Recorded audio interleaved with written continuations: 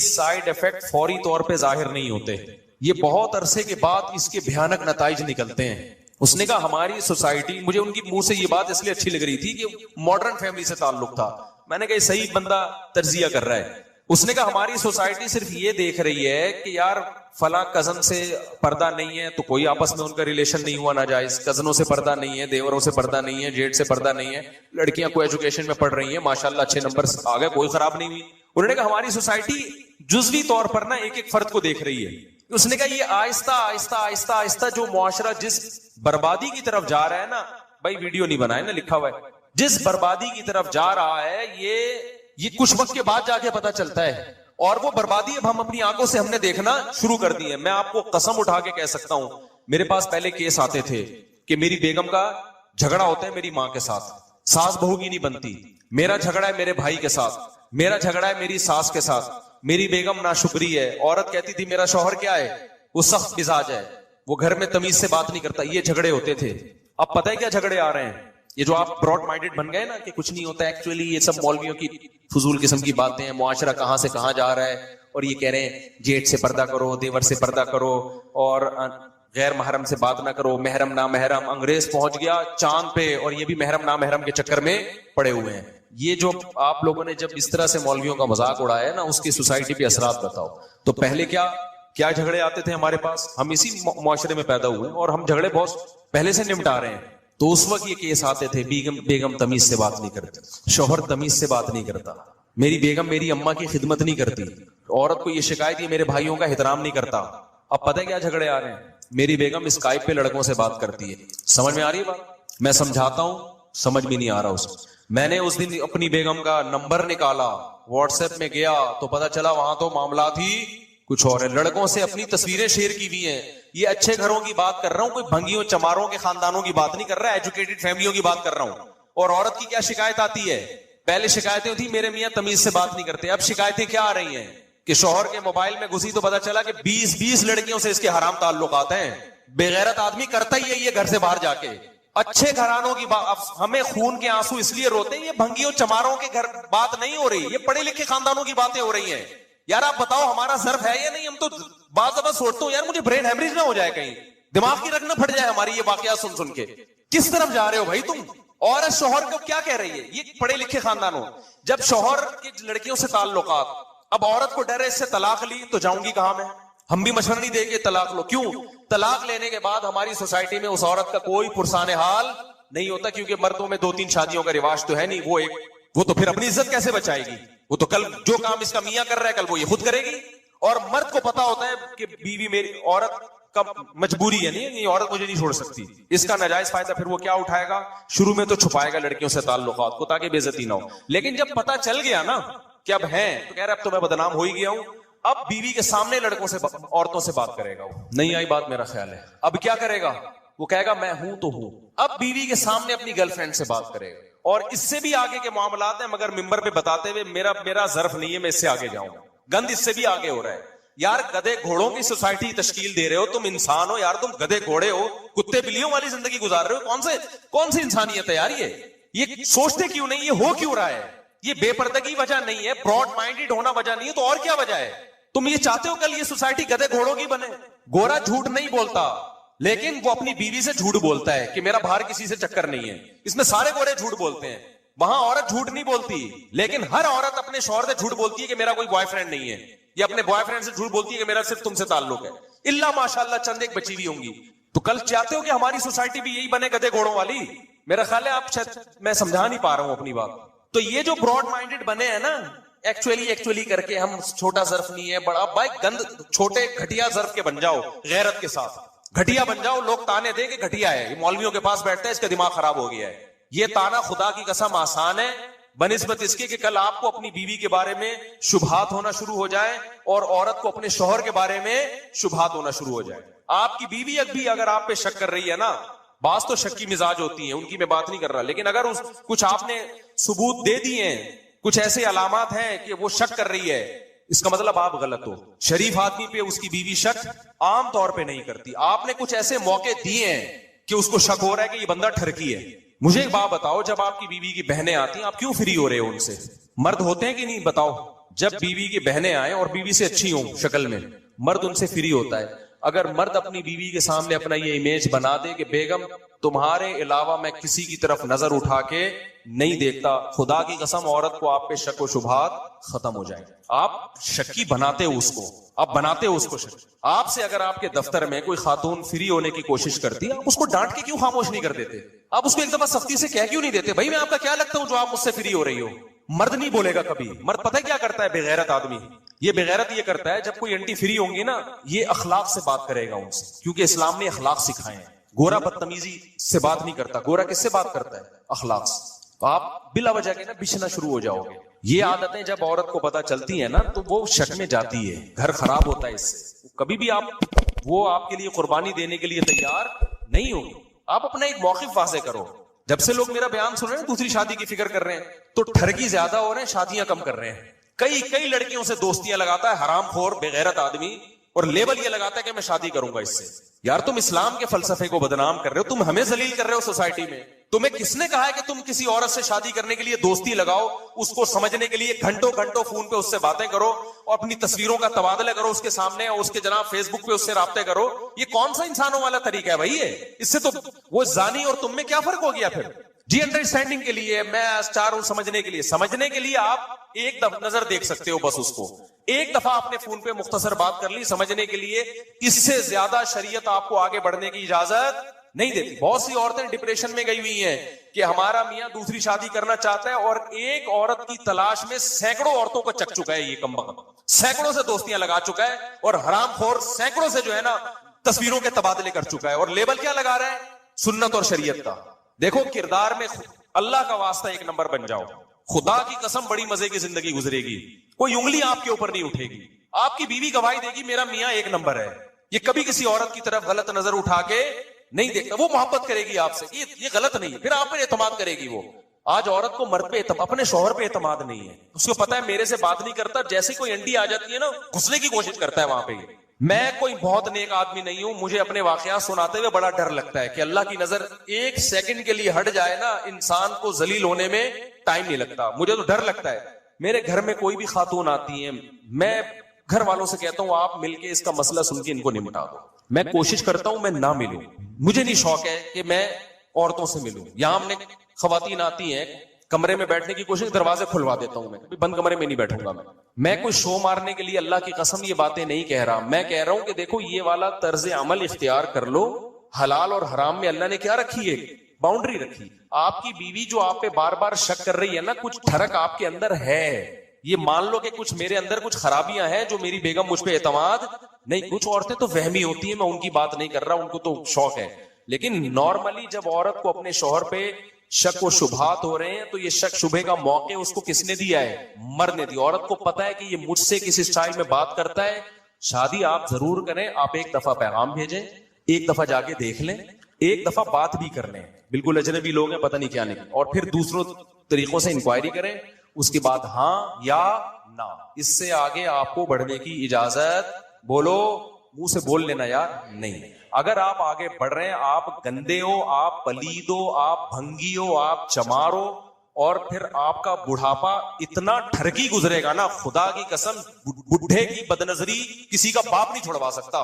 اگر جوانی میں یہ نہیں چھوڑا نا لڑکیوں کی ٹھڑک آپ نے، تمہارا بڑھاپا انتہائی غلیظ گزرے گا. کیونکہ بڑھاپے میں بریکیں بالکل فیل ہو جاتی ہیں انسان کی، اس کا گزارا ہی نہیں ہوتا عورت کو دیکھے بغیر.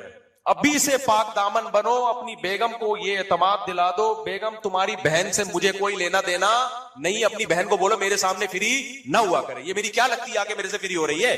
خوش ہوتے ہیں جی سالیاں آئی ہوئی ہیں اور ماشاءاللہ کتنی فری ہو رہی ہیں، ان کو آپ گھمانے لے کے جا رہے ہو. بیگم کو بولو بیگم تم ہو میری یار.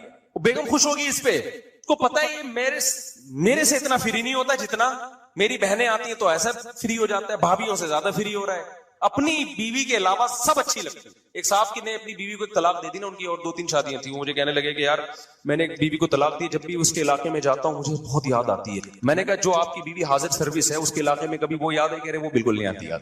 جو ڈیورسی ہو گئی، جو حرام ہو گئی وہ یاد آتی ہے، اور جو اپنی ہے وہ یاد. یہ مرد کی نیچر ہے. سمجھتے ہو کہ جو موجود ہے نا حاضر سروس ہے، اس کے علاقے میں 100 دفعہ جائے گا بالکل بھی یاد نہیں ہے. جس کو چھوڑ چکا ہے اس کی دور سے گلی سے بھی گزرے گا تو یادیں آنا شروع. حالانکہ جو ہے اس کو یاد کرنے کا حکم ہے, جو نہیں ہے اس کو, ایک تو غیر فطری غیر اختیاری طور پر کوئی یاد آ رہا ہو وہ تو اللہ کی طرف سے پابند نہیں, وہ تو آپ کے اختیاری نہیں, سوچ سوچ کے اس کو یاد کرنا یہ کہاں سے ٹھیک ہو گیا. تو میرے بھائی ایک بات کا عزم کرو, یا آج سے نیت کرو, آپ دفتر میں جس لڑکی کے ساتھ کام کر رہے ہو وہ آپ کے لیے پتھر ہے. آپ سمجھ لو یہ کیا ہے, یہ عورت نہیں ہے, یہ کیا ہے, پتھر ہے. پتھر کی طرف کسی مرد کی رغبت نہیں ہوتی, آپ کے لیے وہ ہے ہی نہیں. نہ فری ہو, میں نہیں کہہ رہا بد اخلاقی کرو, بدتمیزی سے بات کرو, ذرا سا فری ہونے کی کوشش کرے. آپ اس کو جواب دے دو کہ انٹی یا سسٹر بول دو اس کو, آدھا مسئلہ اسی سے حل ہو جائے گا. سسٹر آپ ریزرو رہیں مجھ سے, ٹھیک ہے نا, جتنا جو کام دفتر کی حد تک جتنا ہے نا بس ضروری اس حد تک رابطہ کریں. کائنڈلی اس سے زیادہ آپ مجھ سے فری ہونے کی کوشش نہ کریں. اس کا نتیجہ پتہ کیا نکلے گا, وہ اور فری ہوگی, کہے گی یار زبردست آدمی ٹائٹ, پھر وہ میسج بھیجے گی, آپ نمبر بلاک کر دو اس کا. آپ نے کیا کرنا ہے بولو نا, یہ بہت بڑی قربانی ہوگی. کس کے لیے؟ اللہ کے. اللہ نے ایمان والوں کی جگہ جگہ قرآن میں صفات بیان کی ہے کہ دو طرح کے لوگ ہیں, ایک جو خدا کو نہیں مانتے, ایک وہ جو خدا کو مانتے ہیں. جو نہیں مانتے وہ زانی بھی ہوتے ہیں, وہ گرل فرینڈ بھی بناتے ہیں, اور جو مانتے ہیں ان کی نظر اپنی بیگم سے کے علاوہ کہیں نہیں جاتی. ان کے لیے وہ سب عورتیں پتھر ہیں. تو یہ قربانی ہے, اس قربانی کا آپ کو آخرت میں بدلہ ملے گا. مست شروع کر دو اس کے ساتھ ایس ایم ایس بازیاں.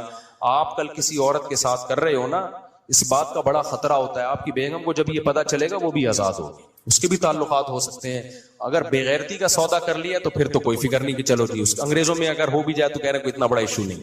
لیکن میرے بھائی ہم تو غیرت مند بننے کی کوشش کرتے ہیں, تو خدا کے لیے اپنے کلچر کی حفاظت کرو میرے بھائی.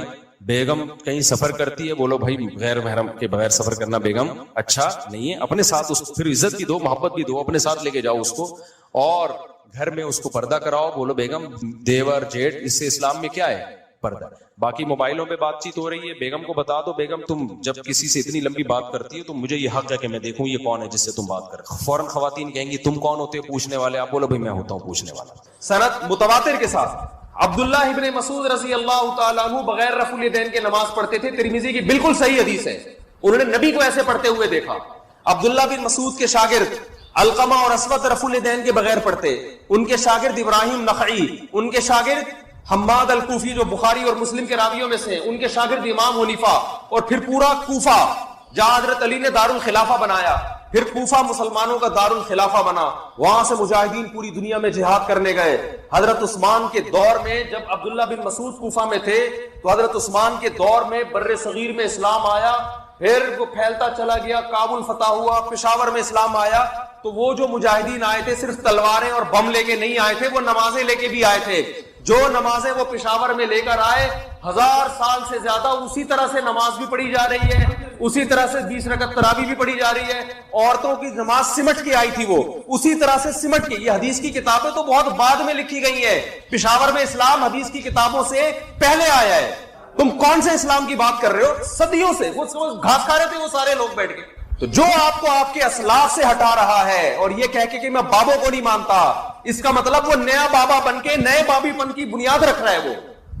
وہ کہہ رہا ہے سارے بابوں سے ہٹا کے سب کو کس کا مرید بناؤ, سب مجھے بابا سمجھے, باقی ساری قوم بابا لیس ہو جائے. وہ تو بابوں کی دو قسمیں, ایک گمراہ بابے اور ایک حق پرست بابے.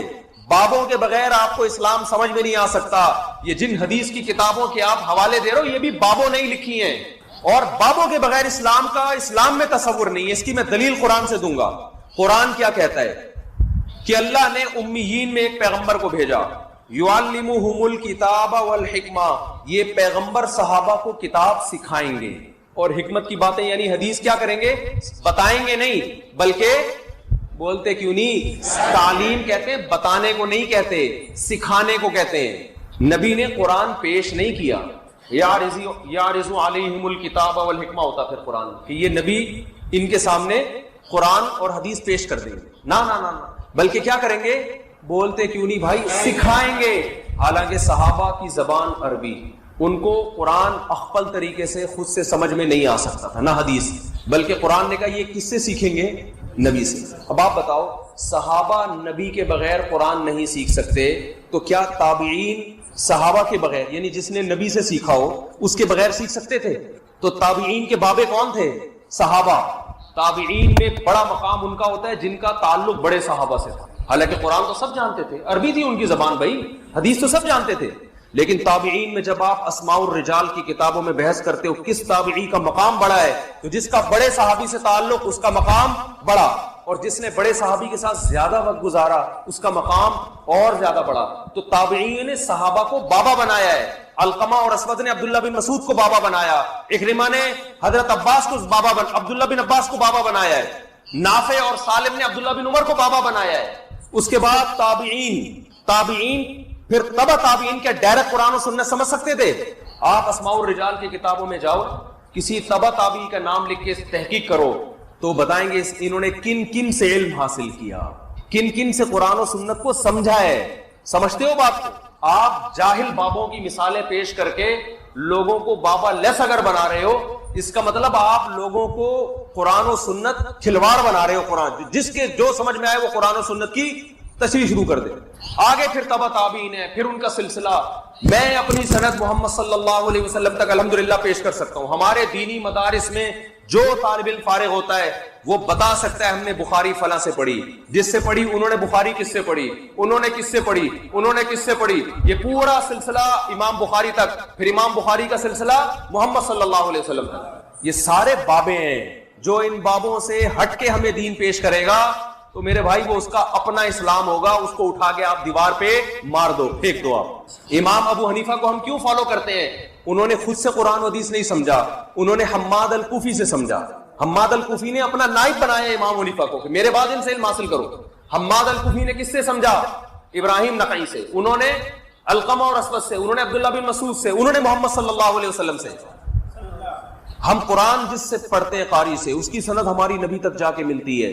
ہم حدیث جس سے پڑھتے ہیں، ہم فقہ جو پڑھتے ہیں فقہ، اس میں ہماری سند عبداللہ بن مسعود سے ملتی ہے۔ فقہ نام ہے قرآن و سنت سے مسائل نکالنے کا۔ میں نے جس استاد سے فقہ پڑھا ہے میں ان کی سند پیش کر سکتا ہوں، انہوں نے کس سے پڑھا، یہ سلسلہ جا کے ابو حنیفہ تک جائے گا، وہاں سے جائے گا عبداللہ بن مسعود تک، اور پھر کہاں تک؟ محمد صلی اللہ علیہ وسلم۔ جتنے گمراہ لوگ ہیں نا آپ کو قرآن و سنت پیش کر رہے ہیں، ان سے آپ سلسلہ پوچھو کہ تم اپنا سلسلہ محمد صلی اللہ علیہ وسلم تک پہنچاؤ، الٹے لٹک جائیں گے دو چار سے، وہ ڈائریکٹ امام بخاری تک پہنچ جائیں گے، کہہ رہے میرے بابے کون ہے؟ امام بخاری۔ یہ ایسا ہی ہے جیسے آپ کو کسی کے باپ کا نہ پتہ چل رہا ہو، آپ کہیں یار آپ کے والد صاحب کا کبھی سنا ہی نہیں کوئی تذکرہ، چلو قبر ہی دکھا دو، وہ کہے میرے والد محترم حضرت نوح علیہ السلام، کیونکہ وہ تو سب کے باپ۔ ابے تو ٹھیک نوح سے ڈائریکٹ کیسے پیدا ہو گیا بھائی؟ تو نوح علیہ السلام سے پہلے حام پیدا ہوا، یافس اور حام سام یافس تھے نا نوح علیہ السلام کے تین بیٹے، پھر ان کے بیٹے۔ چلو اتنا اونچا کا نسب یاد نہیں ہوتا، دو چار پشتوں تک تو یاد ہوتا ہے نا۔ ابے کچھ نہیں تو اپنے ابا کا نام ہی بتا دے، دادا ہم خود ہی تلاش کر لیں گے نادرا والوں سے رابطہ کر کے۔ کوئی بابا نہیں ہے، میں نے خود سے علم حاصل ہے بھائی۔ اس کا مطلب وہ تو شکر ہے جہلم میں سامنے نہیں آیا، حقیقت بتا رہا ہوں۔ اور ابھی دیکھو کیسے دو دو گھنٹے کے فالتو قسم کے کلپ، آپ ٹو دا پوائنٹ بات کیوں نہیں کرتے میرے بھائی؟ آپ بتا دیتے میں 48 گھنٹے میں کیوں نہیں آئے، بات 5 منٹ میں بھی بتائی جا سکتی ہے نا۔ اتنا طول دیا جا رہا ہے کہ جہاز سے نہیں آئے تھے تو جہاز سے آئے تھے تو پیدل نہیں آئے۔ یعنی انجینئر صاحب سے بحث کرنے کے لیے چند شرطیں ہیں اسلام میں، بخاری میں لکھی ہوئی ہیں۔ نمبر 1، انجینئر صاحب سے بحث کے لیے ضروری ہے کہ آپ کے ملین سبسکرائبر ہوں گے، ورنہ آپ بات نہیں کریں گے۔ دوسری شرط یہ کہ آپ کے ساتھ امام کعبہ اور مفتی تقی عثمانی صاحب آئیں گے۔ کتنا بڑا اپنے آپ کو ایک آدمی فنٹر سمجھ رہا ہے۔ تیسری شرط اسلام میں یہ ہے کہ انجینئر صاحب سے اگر آپ بات چیت کے لیے آئیں گے تو بائی ایئر آنے کی آپ کو اجازت نہیں ہے۔ آپ 22 گھنٹے کا 20 گھنٹے کا سچی مچی کا سفر کر کے آئیں گے۔ آپ راکٹ میں آنے کی تو بالکل اجازت نہیں ہے، جہاز میں نہیں تو راکٹ میں تو بہت جلدی پہنچ جاتا ہے آدمی۔ چوتھی شرط یہ ہے کہ آپ کو جہلم اور کراچی کا فاصلہ بتانے کی بھی اجازت نہیں، اور اگر آپ نے جہلم اور کراچی کا فاصلہ بتایا تو گھنٹوں میں بتانے کی اجازت نہیں ہے، کلومیٹر بتائیں آپ۔ میں نے غلطی سے بول دیا نا 20 اور 22 گھنٹے، وہ میرے گلے پڑ گیا کہ بھائی جہاز سے تو 2 گھنٹے کا ہے، تو بھائی جہاز سے تھوڑی بتا رہا ہوں میں، جہاز سے تو دبئی بھی 2 گھنٹے کا ہے یار۔ جب ملک کے اندر 2 شہروں کے فاصلے بیان کیے جاتے ہیں تو ٹرین اور بس کا بیان کیا جاتا ہے، تو جہازوں کا نہیں بیان کیا جاتا۔ لیکن آپ سے بات چیت کے لیے شرط یہ کہ آئندہ کبھی کوئی جہلم جائے تو فاصلہ بتانے کی اس کو اجازت نہیں ہے، اور بتائے تو کلومیٹر میں بتائے وہ، آئی بات سمجھ، کلومیٹر میں بتائے، جہاز سے بھی نہ آئے۔ 5ویں شرط اسلام میں انجینئر علی مرزا سے بات چیت کے لیے جو اسلام میں شرط ہے، کیونکہ وہ ہر بات قرآن و سنت کے مطابق کرتے ہیں نا، شرط یہ کہ کتابوں کا بورا آپ کو لانے کی اجازت ہے۔ آپ کو کتابوں کا بورا، کیونکہ اس پہ بھی انہوں نے مذاق اڑایا، کتابوں کا بورا کیوں لے کر آئے بھائی؟ صرف ایک قرآن لانے کی اور ایک بخاری لانے کی اجازت. یہ بھی ایسی ایسی شرطیں جو آج تک اس کائنات میں کسی نے نہیں. چھٹی شرط یہ ہے کہ آپ اکیلے آئیں گے یا مفتی تقی صاحب امام حرم آئیں گے, 5 آدمی آپ کو لانے کی اجازت نہیں ہے. یعنی میں اتنی کتابوں کا بورا خود ہی اپنے کندھے پہ اٹھا کے لے کے جاؤں گا, اور مجھے اگر حوالہ تلاش کرنا ہوا, ہم نے تو کام ڈیوائڈ کیے ہوئے تھے نا بھائی. ایک رجسٹر تھا, اس میں انجینئر کے کلپ کے حوالے تھے, وہ میں نے اپنے بھانجے کو, بیچارہ 18 سال کا لڑکا ہے وہ, اس کے پکڑایا ہوا تھا, یار جو جو کلپ مانگتا جاؤں مجھے نکال کے دیتے رہنا. اس تعاون کی بھی انجینئر صاحب کی طرف سے ہمیں اجازت نہیں ہے کہ ہم کسی سے یہ تعاون. وہ لیپ ٹاپ بھی میں اپنے پاس رکھوں ہے بھائی, اور جناب اللہ بھلا کرے آپ کا, ساری کتابیں بھی میں اپنی جیب میں ڈالوں. اور اگر میں وہاں کسی سے طلب کرتا ہوں یار یہ, میں نے ایک مولانا صاحب بھی تھے, بہت میرے شاگرد ہیں, وہ بیچارہ ابھی فارغ ہوا ہے جامعۃ الرشید سے دورے سے, اس کو میں نے حوالوں کے لیے کہ میں جس حدیث کا حوالہ مانگوں فوراً کتاب نکال کے, کیونکہ عالم یہ کام زیادہ اچھا کرتا ہے. یہ تعاون کی بھی انجینئر سے بات چیت کے لیے آپ کو اجازت نہیں. حوالے بھی میں وہاں بیٹھ کے خود ہی نکال رہا ہوں گا, بیٹھ بیٹھ کلپ بھی اس کے خود ہی نکال, سارے کام میں خود ہی کروں گا. تو یہ 1.5 گھنٹے میں تھوڑی ہوگا, پھر یہ 3 گھنٹے میں تھوڑی ہوگا, اس کے لیے تو 15 گھنٹے چاہیے. اور چلو اگر یہ شرط آپ کی طرف سے تھی کہ 5 آدمیوں کو بٹھانے کی اجازت میرے علاوہ یعنی, یا 6 آدمیوں کو بٹھانے کی اجازت نہیں ہے, تو یہ شرط میں بھی انجینئر کی طرف سے یہ شرط ہے کہ 48 گھنٹوں کے اندر آپ یہ اناؤنس نہیں کر سکتے کہ مفتی صاحب میں آپ سے اس شرط پہ بات چیت کرنے کے لیے آمادہ ہوں کہ کیمرہ مین کے علاوہ کسی اور کو بیٹھنے کی اجازت نہیں. آپ یہ 48 گھنٹے میں اناؤنس کر دیتے نا میرے بھائی, آپ 48 گھنٹے میں کہہ دیتے کہ مفتی صاحب نے یہ جو کہا ہے نا کہ 6 آدمی آئیں گے, یہ مجھے بالکل بھی پسند نہیں, مجھے بالکل بھی پسند. وہ ایک آدمی نے کہیں رشتے کا پیغام بھیجا نا, تو لڑکی والوں نے لڑکے کو بلایا, ان کو لڑکا بالکل پسند نہیں آیا, انکار کر دیا, لڑکا چلا گیا, چلو بھائی ہماری قسمت. اس کے بعد لڑکی کے ابا نے لڑکے کو فون کیا, بیٹا آپ گھر پہنچ گئے؟ جی پہنچ گئے. بیٹا میں ایک بات آپ سے کہنا چاہتا تھا کہ آپ مجھے بالکل پسند نہیں. لڑکے نے کہا ٹھیک ہے انکل کوئی بات نہیں. تو یہ فون کرنے کی کیا ضرورت تھی, وہ تو آپ نے وہیں بتا دیا تھا کہ یہ رشتہ نامنظور ہے. تو وہ لڑکی کا باپ کہتے ہیں دیکھیں نامنظور تو ہے, لیکن اس کی وجہ میں نے نہیں آپ کو بتائی. نامنظور تو ہے, وجہ یہ کہ مجھے بالکل پسند نہیں آیا. اس نے کہا انکل چلے کوئی بات نہیں. کہہ رہے یہ ذرا میری وائف سے بھی بات کریں. تو وائف نے اٹھایا, بیٹا آپ ہمارے گھر آئے تھے نا, مجھے بھی آپ بالکل پسند, مجھے بھی آپ بالکل پسند. پورے خاندان سے اس کی بات کرائی, وہ بیچارہ گالیاں دینے پر آ گیا, بھائی نہیں پسند آیا تو فون بند کرو یار. تو انجینئر صاحب کو اگر یہ بالکل بھی پسند نہیں تھا کہ میرے ساتھ کیمرہ مین کے علاوہ کوئی اور آدمی آئے, تو ابے بھائی میں نے 48 گھنٹے کا آپ کو ٹائم دیا تھا, آپ 48 آورز میں اتنا سا کلپ ریکارڈ کروا دیتے کہ مفتی صاحب مجھے یہ بالکل پسند نہیں ہے کہ کتابیں اٹھانے کے لیے بھی کوئی آپ کے ساتھ. تو آپ کو کیا جا رہا تھا بھائی, 48 آورز کا تو ہم نے یہ ٹائم تھوڑی دیا تھا کہ آپ بات کریں, ریپلائی کریں پازیٹیو کہ آپ آمادہ ہیں. وہ شرطیں تو ہوتی رہیں گی طے بیٹھ کے, لیکن انجینئر صاحب سے آئندہ بات چیت کے لیے اسلام یہ کہتا ہے انجینئر صاحب کی تحقیق کے مطابق کہ کوئی ایسا کام آپ نے بالکل بھی نہیں کرنا جو انجینئر صاحب کو بالکل بھی پسند نہ ہو. اچھا, چھٹی بات انجینئر صاحب سے بات چیت کے لیے اسلام نے جو شرط لگائی ہے قرآن و سنت کی روشنی میں, وہ یہ کہ آپ کو جانا بھی اتوار ہی کو پڑے گا. حالانکہ وہ 48 آورز میں یہ کہہ سکتے تھے کہ میں اتوار کو بات چیت کروں گا, تو ہم ایگری ہو جاتے. ہم تو ٹائم لے کر آئے تھے, میری چھٹی 30 اکتوبر تک تھی, پورا مہینہ میرے پاس یہ ٹائم نکال کے اس لیے گیا تھا کہ فرار ہونے کا کوئی راستہ میں نہ چھوڑوں. آپ کہہ دیتے بھائی ابھی میں نہیں, ہم نے کہا تھا یہ بھی ممکن ہے سفر میں ہو حضرت, وہ کہا بھائی میں تو کہیں گیا ہوں, کوئی بات نہیں یار آ جاؤ, 30 اکتوبر بہت ٹائم ہے. اور چلو تھے تو کچھ تو بولتے نا. تو یہ بھی شرط ہے کہ آپ جائیں بھی اتوار کو, ریکارڈنگ بھی کب ہونی چاہیے, اتوار. 7ویں شرط جو اسلام نے لگائی ہے انجینئر صاحب سے بات چیت کے لیے قرآن و سنت کی روشنی میں, اسلام یہ کہتا ہے کہ رات کو کلپ ریکارڈ کروانے کی آپ کو اجازت. بے شک وہ سارا دن دہاڑے چلتا رہے, وہ دن دہاڑے چلا, وہ 12 بجے بھی ہے, سورج جب بالکل سر پہ تھا اس وقت بھی وہ کلپ چلا ہے, میں آیا ہوں بھائی تو بات کر لے یار, تو ٹائم دے دے, ہم کب آپ کے گھر پہ حاضر ہوں. رہا یہ مسئلہ کہ میں ڈائریکٹ گھر کیوں نہیں چلا گیا, یہ میں بھی بتاتا ہوں میں ڈائریکٹ گھر کیوں نہیں چلا گیا, میں بتاتا ہوں. لیکن پہلے تو اسلام نے جو شرطیں بتائی ہیں انجینئر صاحب سے بات چیت کے لیے وہ تو کمپلیٹ ہو جائے نا, ایک ٹاپک تو مکمل ہو جائے. تو 7ویں شرط یہ ہے کہ رات کو آپ کو کلپ ریکارڈ کروانے کی اسلام اجازت. میں اس شخص سے بات کروں گا جو دن دہاڑے کلپ ریکارڈ کروں. سمجھ رہے بات. اور کیا شرطیں, چند شرطیں اور بھی آئی ہیں. ہاں 8ویں شرط یہ ہے کہ اس صورت میں اجازت دوں گا کہ پولیس نہ روکے, جو ان کا اپنا بنایا ہوا ڈرامہ ہے کہ پولیس نے روکا تھا, وہ میں بھی بتاتا ہوں کہ ڈرامہ ہے. فرض کر لو اداروں نے منع کیا تھا, فرض کر لو, تو 8ویں شرط یہ ہے کہ اگر ادارے منع کریں تو میں 48 گھنٹے کے اندر یہ بھی ریکارڈ نہیں کراؤں گا کہ مجھے پولیس نے روکا ہے, سی ٹی ڈی نے روکا ہے. اس لیے میں بیٹھنے کے لیے تیار, کیونکہ اگر وہ یہ بتا دیتے نا کہ پولیس نے روکا ہے تو ہم تھانے رابطہ کر لیتے, بھائی کس نے روکا ہے, سی ٹی ڈی نے روکا ہے. ہمارے بھی کچھ سلام دعا ہے, اٹھنا بیٹھنا ہے پڑھے لکھے لوگوں سے. میں تھانے جاتا, میں لیٹر نکلوا لیتا, میں فون کروا دیتا بڑے علماء سے کہ بھائی دیکھیں ہم یہاں ما جئنا لنفسد فی الارض وما كنا سارقین. انجینئر نے کہا یہ چوروں کی طرح ہے, چوروں کی طرح چلے گئے. تو میں بتا دیتا پولیس والوں کو کہ ہم نہ یہاں فساد مچانے آئے اور نہ ہم چور ہیں, ٹھیک ہے نا. تو ہم کوئی یہ اس بات کی ضمانت دیتے ہیں, کوئی دست و گریبان نہیں ہوگا. اور جب تھانہ ہم سے کہتا کہ بھئی آپ کیسے ضمانت دے رہے ہیں کہ کوئی پھڈا نہیں ہوگا, تو ہم بتاتے کہ ہم نے یہ شرطیں طے کی, اس میں ہم نے اتنے آدمی رکھے ہیں, کوئی پھڈے باز نہیں ہے. اور ہم یہ بھی کر سکتے تھے کہ عین جب مناظرے کا ٹائم ہو, کس وقت شروع ہوگا, تو اس تاریخ کو ہم اس وقت کو مخفی رکھ سکتے تھے تاکہ لوگوں کا ہجوم اکٹھا نہ ہو جائے, ٹھیک ہے نا. تو بہت سارے طریقے ہو سکتے تھے, ہم پہلے سے سوچ کے گئے تھے کہ تھانے سے بھی بات ہو سکتی ہے, یہ بھی ہو سکتا ہے, اور انکوائری بھی ہو سکتی ہے کہ تھانے نے واقعی روکا بھی ہے کہ نہیں روکا.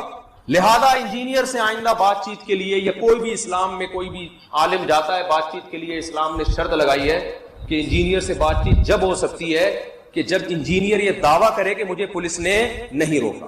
اگر اس نے دعویٰ کر دیا کہ مجھے پولیس نے روکا ہے تو سامنے والے کو اس دعوے کی تحقیق کی بھی اجازت نہیں ہے, اور انجینئر صاحب اس کے بھی پابند نہیں ہے کہ 48 گھنٹے کے اندر یہ کلپ بھی ریکارڈ کروا دیں کہ میں پولیس کی وجہ سے یا انتظامیہ نے کسی کا نام لیے بغیر مجھے انتظامیہ نے روکا ہے. تو آئندہ کوئی بھی جب جائے نا تو شرط یہ, اور نوی بات یہ ہے کہ انجینئر سے بات چیت کے لیے نوی شرط یہ ہے کہ جب وہ یہ دعویٰ کریں مجھے پولیس نے روکا ہے, تو اس میں کوئی ان سے یہ پوچھ نہیں سکتا کہ پولیس نے صرف آپ کو کیوں روکا ہے, مفتی صاحب کو کیوں نہیں روکا. آپ کہہ سکتے ہیں مفتی صاحب تو مارکیٹ سے شارٹ ہو گئے تھے, نظر ہی نہیں آ رہے تھے. تو مفتی صاحب شارٹ اس لیے ہوئے تھے کہ کسی کو جب نمائندہ بنایا جاتا ہے تو شارٹ ہونے ہی کے لیے بنایا جاتا ہے. تو رش لگ رہا تھا, لوگ آ رہے تھے, ملاقات کر رہے تھے, میں اس کام سے رہ جاتا. میں نے کہا یہ نومینیٹ کیا ہے تو نمائندے کو پولیس پکڑ لیتی. ان کا پہلا بیان ہے کہ پولیس تلاش کر رہی ہے مفتی صاحب کو. تو یار مفتی صاحب نہیں مل رہے, مفتی صاحب نے ایک بندے کا یوٹیوب پہ نمبر دیا ہوا ہے, نمائندہ مل رہا ہے, پولیس اس کو اٹھایا, بولے نکال بھائی مفتی کہاں گیا. نہ مفتی کو تلاش کر رہی ہے, نہ نمائندے کو کچھ کہہ رہی ہے. نمائندہ دن دناتا ہوا گھوم رہا ہے, ہاں بھائی کوئی جواب نہیں آ رہا انجینئر کی طرف سے, کوئی کلپ اپلوڈ نہیں ہو رہا. پولیس نہ اس کو دھمکیاں دے رہی ہے, نہ کچھ کہہ رہی ہے. پولیس نے نارتھ کراچی میں عید کے دن ایک گھر میں قادیانیوں نے خفیہ طور پر جماعت خانہ بنایا ہوا تھا جس میں وہ عید کی نماز ادا کر رہے تھے. قادیانیوں میں غیرت بالکل بھی نہیں ہے. ایک مرزا جہلمی کے فالوورز میں غیرت نہیں ہے, اس کے اسٹوڈنٹس بالکل غیرت سے غیرت لیس لوگ ہیں, اور ایک قادیانیوں میں کو لگتا ہے کہ دونوں کے نہ کچھ کنیکشن آپس میں ملتے ہیں. آپ مرزا غلام احمد قادیانی کی کتابوں سے نکال, مرزا غلام احمد قادیانی کو جھوٹا ثابت کرنے کے لیے کوئی لمبے چوڑے دلائل کی ضرورت نہیں. اس کی کتابیں نکالو, اس کی کتابیں نکال کے بتاؤ اس یہ کیا کچھ لکھ کے گیا ہے اور کیا کیا تضاد ہیں اس کی باتوں میں, اسی سے قادیانی بھاگ جاتا ہے. لیکن آپ کسی قادیانی کے سامنے مرزا کے کردار پہ بات کرو, اس کی کتابوں میں جو اس نے شگوفے چھوڑے ہیں, لطیفے چھوڑے, بکواسات کی ہیں, اتنی زیادہ ہیں, مگر قادیانی اتنے ڈھیٹ ہے اس ٹاپک پر بات کرنے کے لیے تیار نہیں ہوتے. بھائی تم مرزا کی, جو مرزا غلام احمد قادیانی تھا اس کی شخصیت کو لاؤ نا, ذرا سامنے شخصیت کو لاؤ نا. نبوت تو بات کی چیز ہے, پہلے تو ذات ہے نا, شخصیت ہے, کردار ہے, اور اس کی جو باتیں ہیں وہ ہیں. لیکن میں نے دیکھا ہے, ہم نے تو بچپن میں یہ سارے کام کیے ہیں, قادیانیوں سے بحثیں بھی کی ہیں, ان کے لوگوں کے پاس بھی گئے ہیں. ہمارے اساتذہ قادیانیوں کی کتابوں سے نکال کے مرزا غلام احمد قادیانی کی جو بکواسات ہیں, جو کسی پیغمبر کی بات ہو ہی نہیں سکتی, بلکہ کسی شریف انسان کی بات نہیں ہو سکتی, وہ وہی کر سکتا ہے جو دماغی طور پہ بالکل مفلوج ہو چکا ہو. لیکن آپ قادیانیوں کے سامنے دلائل کیا مار لگا دو, ڈھیٹ کے بچے ہل کے نہیں دیتے ہو. ہم کہتے ہیں بھائی اس کا تم یہ ثابت کر دو کہ وہ کوئی اس کی کھوپڑی صحیح کام کرتی تھی, یہ ثابت کر دو, وہ نہیں کرے گا. تو اسی طرح یہ مرزا جہلمی ہے. انجینئر علی مرزا کی کسی نے اس کے دماغ مینٹل ہیلتھ کو دیکھنا ہونا تو مولانا عمران صفدر صاحب کے چینل کو سبسکرائب کرے. وہ سمجھ رہے ہو, مولانا عمران صفدر صاحب ہیں یوٹیوب پہ, انہوں نے صرف انجینئر کے تضاد نکالے ہیں. آج کیا کہہ رہا ہے, کل بالکل یو ٹرن لے کے الٹی بکواس کر رہا ہے, اگلے دن الٹی بکواس پھینکتا جا رہا ہے. میں نے جو بھی ارشاد بھٹی کے انٹرویو میں کہا نا کہ میں پہلے سمجھتا تھا کہ یہ آدمی گمراہ ہے اور کچھ تھوڑی سی نالج ہے اس کے پاس, لیکن جب زیادہ سنا تو لگا کہ اس کا اوپر کی کھوپڑی ہے ہی نہیں, دماغ ہی صحیح نہیں ہے اس کا. تو آپ اس کے جو انجینئر علی مرزا کے جو آپ کلپ جب دیکھیں گے نا, اس کے تسلی سے عمران صفدر صاحب کو سنیں آپ, کام تو میرے کرنے کا تھا، لیکن ہمارے پاس تو 20 اور اتنے کام ہے نا، خالی ایک ہی بندہ تو نہیں ہے جس کا ہم نے ذمہ داری لی ہوئی ہو، ٹھیکہ لیا ہو. تو اس کے لیے کچھ لوگوں نے اپنے آپ کو فارغ کیا ہے. تو مولانا عمران صفدر صاحب کا چینل آپ سبسکرائب کریں، آپ کو میں مشورہ دے رہا ہوں، اور دیکھیں وہ بکواسات کیا کرتا ہے، دعوے کیا کرتا ہے اور کرتا کیا ہے. دعوے یہ کرے گا میرے جیسا قرآن کسی کو نہیں آتا، آگے اس کی قرآن غلط پڑھنے کی ویڈیوز چل رہی ہیں. ایک غلطی انسان کر لیتا ہے، 2 غلطیاں کر لیتا ہے ہر دفعہ. یار تو جب پڑھتا ہے کم وقت غلطی پڑھتا ہے، ترجمے تو غلط کرتا ہے. تو اور پھر اپنی باتوں میں تضاد، آج کیا کہہ رہا ہے کل بالکل اس کے اپوزٹ کہہ رہا ہے، پرسوں الگ بات کر رہا ہے. ایک دعوے پہ ٹکتا نہیں ہے بھائی. اتنے تضاد ہیں، اتنے تضاد ہیں. تو وہ آپ جب عمران صفدر صاحب کو سنیں گے نا، آپ کو لگے گا یہ عالم تو دور کی بات، یہ اوپر کی کھوپڑی اس کی کام نہیں کر. لیکن جتنے ڈھیٹ مرزا غلام احمد قادیانی کے فالوورز ہیں نا، اس سے بڑے ڈھیٹ یہ اس کے فالوورز ہیں انجیل علی مرزا. کتنا ذلیل کر لو اس کو، کتوں کی طرح ذلیل کر لو اس کو، لیکن انہوں نے اپنے پیر کو پیر ماننا ہے. ایک جہلم والا واقعہ کافی تھا شرم سے ڈوب مرنے کے لیے. کیا خیال ہے؟ صرف ایک وہ واقعہ کافی تھا کہ جب مجھے بار بار چیلنج کر کے بلا رہا تھا، میں گیا 48 گھنٹے ہو کر آیا. اس کے جو اسٹوڈنٹس ہیں نا، ان کے لیے ایک ہی بات کافی تھی. یار اتنے بڑے بڑے بھڑکیاں ماری تھی اس نے، اور کیسے تم دبا کے گیدڑ کی طرح بھاگا ہے. یہی ایک کافی تھا ذلیل ہونے کے لیے. لیکن اتنا کافی نہیں ہوا. اس نے کہا کہ نہیں، اس کے نا مجھے ایک واقعہ یاد آتا ہے. ایک آدمی کی لڑائی ہوئی تو اس کو پتا تھا میں سامنے والے سے پٹوں گا، تو بھائی تو چیلنج ہی نہ کر، کمزور ہے. سامنے والے کو کہتا ہے کہ لڑائی کی کہ تو ذرا مجھ سے مقابلہ کر. اس نے آ کے کوٹ دیا طبیعت سے، اب ذلیل ہو گیا. لیکن یہ ذلت اس کو سمجھ میں نہیں آئی. اس نے کہا کہ اور ذلیل ہونا ہے. تو اس نے اس پہلوان سے بولا کہ یار یہ تو تیرا علاقہ ہے نا، میرے علاقے میں آ کے لڑ، میرے علاقے میں. اس نے کہا ٹھیک ہے. اس کے علاقے میں آ کے مارا اس کو، کوٹا نا پبلک کے سامنے. اس نے کہا بے یار یہ تو مسئلہ یہ ہے کہ میرا علاقہ ہے، ٹھیک ہے، تو بات یہ ہے نا کہ یہ تو ڈنڈوں سے لڑائی ہوئی نا، خالی ہاتھ تھا. تو اس نے خالی ہاتھ کوٹا پھر اس کو. تو کسی نے کہا کہ بھائی جب ایک دفعہ ذلیل ہو گیا تھا کٹ کے، تجھے ضروری ہے بلا بلا کے پٹوانا؟ بہتر نہیں ہے جان چھوڑ دے، تو لڑائی نہ کر. تو یہ جو بیچارہ انجیل علی مرزا، اس کا بھی یہی حال ہے. اس نے ایک دفعہ مجھے چیلنج کیا، آ جاؤ قیامت تک نہیں آئیں گے. میں وہاں چلا گیا، بھاگ گیا. پھر اس نے چیلنج کیا، ہاں بلکہ چیلنج کہاں سے شروع ہو رہے ہیں. میں نے چیلنج قبول کیا، میں نے کہا ٹھیک ہے میں بحث کرنے کے لیے تیار ہوں آپ سے. اس نے کہا نہیں، رفع الیدین پر نہیں، وہ تو اختلافی مسائل ہیں، تمہارے عقیدوں پہ بحث ہوگی. ذلیل ہو گیا کہ نہیں ہو گیا؟ بھائی رفع الیدین اور ان مسئلوں پہ بھی تو نے اتنی آوازیں اٹھائی ہیں، چیلنج کی ہیں، وہ چیلنج پڑے ہوئے. ذلیل ہو گیا کہ لوگ سمجھ گئے رفع الیدین پہ بات ہی نہیں کر سکتا. بھائی تمہارے پاس اتنے مضبوط دلائل ہیں تو آ جاتے. وہاں سے ذلیل ہوا. لیکن اس کے اسٹوڈنٹس کو یہ ذلت محسوس، بولو، کیونکہ ذلت ہمیشہ اس کو محسوس ہوتی ہے جس کو عزت محسوس ہوتی ہے. جو پہلے سے ذلیل ہو نا، ان کو ذلت محسوس نہیں ہوتی. میں نے وہ رفع الیدین، میں نے کہا چلو ٹھیک ہے ہم بات کریں گے حضرت معاویہ پہ، یہ بھی تو ہمارے عقیدے کا مسئلہ. اس نے کہا نہیں، حضرت معاویہ پہ بات نہیں ہوگی، یہاں بھی ذلیل ہوا. بھائی تو اگر اتنا کانفیڈنٹلی حضرت معاویہ کے خلاف بولتا ہے تو بیٹھنا، مجھے بتا دیں. بھائی آپ کا بھائی ہے، آپ کی بہن ہے، آپ کی والدہ ہے، بہت اچھی بات ہے، تو بتا دینا کیا جا رہا ہے اس میں. وہ چھپا رہی ہے، بتا ہی نہیں رہی ہے. پھر براڈ مائنڈڈ بننے کی ضرورت، سمجھ رہے ہو نا؟ اتنا براڈ مائنڈڈ بنو گے نا تو بہت بڑے مسائل کھڑے ہو جائیں گے. میں نہیں کہہ رہا شک کرنا شروع کر دو، لیکن یہ اس کی ذمہ داری. اور آپ بھی گھنٹوں گھنٹوں بات کر رہے ہو، بیگم پوچھ رہی ہے کون ہے یہ، کیوں ہنس کے اتنے گھنٹے، تو آپ کیوں شک کا موقع دے رہے ہو؟ آپ اس کو بتا دو بیگم یہ نمبر ہے دیکھ لو، یہ تمہارے ماموں ہیں جس سے میں اتنی دیر بات کر رہا ہوں. سمجھ رہے ہو کہ نہیں سمجھ رہے؟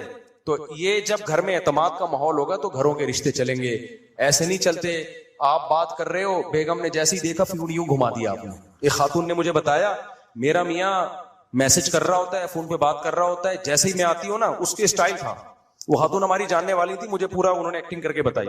تو وہ کہتے ہیں جیسے ہی وہ آتا ہے نا، وہ میں اپنے میاں کو دیکھتی ہوں فون پہ، جیسے مجھے دیکھتے ہو نا ایک کر کے نا موبائل میں اس کے اسٹائل میں ایسا گھومنا لگتا ہے کچھ چکر ہوا ہے. کہہ رہی میں اس سے پوچھتی ہوں کہ یہ کیا ہے، کس سے بات ہو رہی ہے. کہہ رہے تمہیں شک کیوں کر رہی ہو؟ اسلام میں شک کیا ہے؟ حرام ہے. اب دیکھو اسلام کو کہاں لگا رہا ہے یار.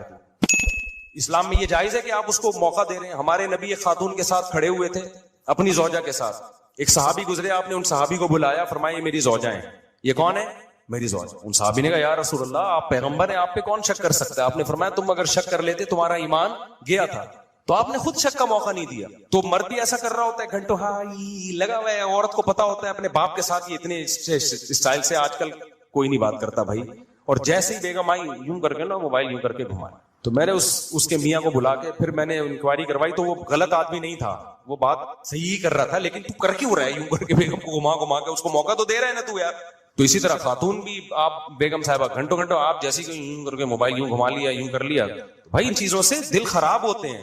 پھر آپ یہ نہیں کہہ سکتے کہ مجھ پہ شک کیوں کر رہی ہو. بھائی آپ کیا فرشتے ہو کہ آپ آسمان سے اترے ہو؟ بڑے بڑے لوگ خراب ہوئے ہیں، آپ کیا کوئی سرٹیفکیٹ لے کر آئے ہو کہ آپ خراب نہیں ہو سکتے؟ تو بھنگی چماروں والی زندگی چھوڑ دو میرے بھائی، شک و شبہات والی زندگی سے توبہ کر لو. میرا خیال ہے اس سے زیادہ میں سمجھا نہیں سکتا، اور تو نہیں ضرورت نہ سمجھانے کی. انسان کے بچے میرا خیال ہے امید اتنا کافی ہے. ابھی بھی نہیں بنے تو پھر جاؤ جو مرضی کرنا ہے کرو. براڈ مائنڈڈ نہ بنو، میرا مقصد صرف یہ بتانا تھا. زیادہ براڈ مائنڈڈ بننے کی ضرورت نہیں. اور ایک بات یاد رکھو، کسی بھی نامحرم کو بہن بولنے سے نا آدھا مسئلہ حل ہو جاتا ہے. اس کا بڑا فرق پڑتا ہے. بہن آپ جو بھی کام ہے، بہن ذرا آپ تھوڑا سا سائڈ پہ ہو جائیں، میں نے یہاں سے گزرنا ہے. بہن آپ جو ٹھرکی آدمی ہوتا ہے اس کو منہ سے بہن پھوٹتے ہوئے موت آتی ہے. جب جہاز میں آپ بیٹھے آپ کے ساتھ کوئی خاتون ہے، ٹھیک ہے آپ اکرام کریں، آپ کے پڑوسیوں کا ایک اکرام ہوتا ہے. آپ نے ان کو پانی کا پوچھ لیا تو بہن سسٹر آپ یہ لینا پسند کریں گی. اتنا ٹھیک، اتنا بھی وہ بننے کی ضرورت نہیں ہے کہ یوں کر کے جیسے میں نے بتایا نا یوں بیٹھا ہوا ہے وہ نامحرم سے کو دیکھنے کا کوئی گناہ نہ مل جائے. یہ بھی چچور پنا ہے، یہ غلط ہے. یہ تو آپ بیٹھو تمیز سے جیسے نارمل سب بیٹھے ہوئے. تیرے اوپر ہی کیا سارا فتنہ اتر رہا ہے کیا؟ تو اکیلا سفر کر رہا ہے کیا؟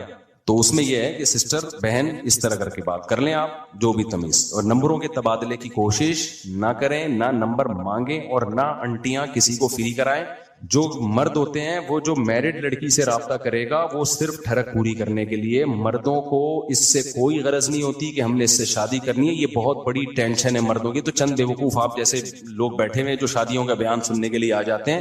میجورٹی کو شادیوں میں کوئی دلچسپی نہیں ہے. میجورٹی چاہتی ہے بغیر شادی کے اگر عورت مل رہی ہے تو ہم شادی کر کے مفتی طارق مسعود کی طرح بیوقوف نہیں ہیں کہ اتنے عورتوں کی ذمہ داریاں اٹھائیں اور ٹینشنیں اٹھائیں. وہ کہتے ہیں ہم بیوقوف نہیں ہیں. مولویوں پہ یہ بیوقوفیاں جچتی ہیں. وہ کہتے ہیں بغیر شادی کے ملے تو یہ زیادہ اچھا ہے. یہ نمبروں کے تبادلے اسی چکر میں ہو رہے ہیں. اور لڑکیاں یہ بیوقوف ہیں، وہ سمجھتی ہیں کہ یہ شاید ہم سے بعد میں شادی کرے گا. میں ایک دفعہ بس یہ واقعہ سنا کہ میں سوال جواب کی طرف آتا ہوں. میں اورنگی ٹاؤن میں ہاسپٹل میں گیا. ڈاکٹر تھے ہمارے جاننے والے، ان کا انتقال ہو گیا، اللہ مغفرت فرمائے. میں نے 18 سال کی لڑکیوں کی خودکشیوں کے کیس وہاں دیکھے. انہوں نے مجھے بتایا کہ روزانہ 1 یا 2 لڑکی خودکشی کر کے آ رہی ہوتی ہے. کچھ مر جاتی ہیں، کچھ ہم بلیچ پیا، کچھ زہر پیا تو ٹرپیں لگ رہی ہیں نا.